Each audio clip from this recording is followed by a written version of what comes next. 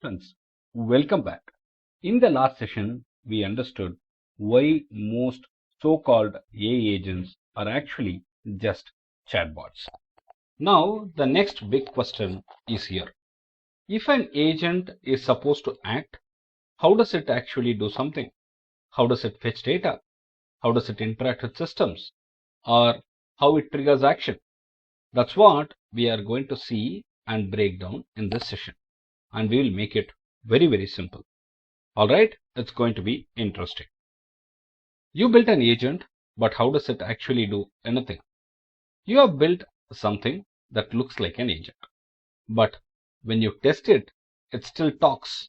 It explains what to do, but never actually does it.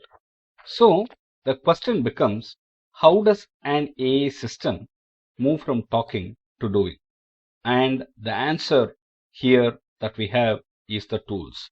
Yes, your agent needs to take action, fetch data, interact with systems, and all these three can be accomplished by tools. The tools are the bridge between the language and the action. What is a tool? Let's remove all complexity here. A tool is just a function. That's it. It has a name, it has a purpose, it takes some input and it returns some output. For example, a tool could something be like get weather, send email, fetch user data. So instead of answering everything itself, the agent can decide to call a function. That's it, right? It is an elegant way to call the function. It's a function that an agent can call. That's it. Why tools matter? Now, this is where everything changes. Without tools, your AI is limited to knowledge and language. It can explain, suggest, guide, give gyan, all those things, but it cannot interact with the real world. The moment you introduce tools, the agent can fetch real-time data, perform operations, trigger workflows. So tools are what turn intelligence into action. Tools are not just feature here. They are the foundational and fundamental mechanism that distinguishes a chatbot from a true agent. Yes, that's very important to understand. What is the core shift that we need to learn? Here is the most important shift to understand that we need to discuss now. A chatbot always responds. It does not think about alternatives. It just generates an answer. But an agent does something different. It first decides, should I respond or should I act? The decision comes before everything else. And that's what makes an agent fundamentally and basically very different. Yes, agents are different. How tool calling actually works? Let's walk through the flow step by step. First, the user gives an input. The agent interprets that input and understands the intent. Then comes the critical step decision. Should I respond directly or should it call a tool? If it decides to call a tool, it prepares the inputs, executes the tool, and then uses the result to generate a final response. So the model is not always answering. Sometimes it's just deciding what to do next. That's very important.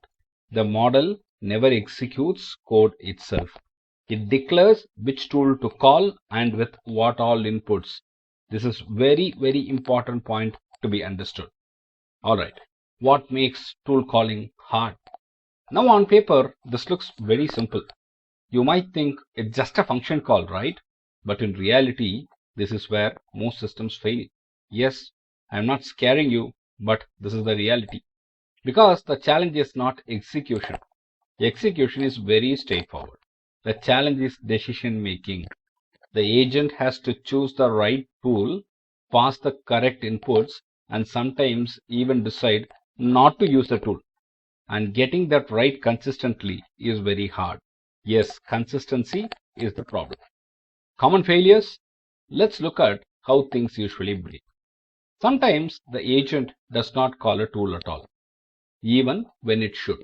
Sometimes it calls the wrong tool. Sometimes the inputs are incorrect or incomplete.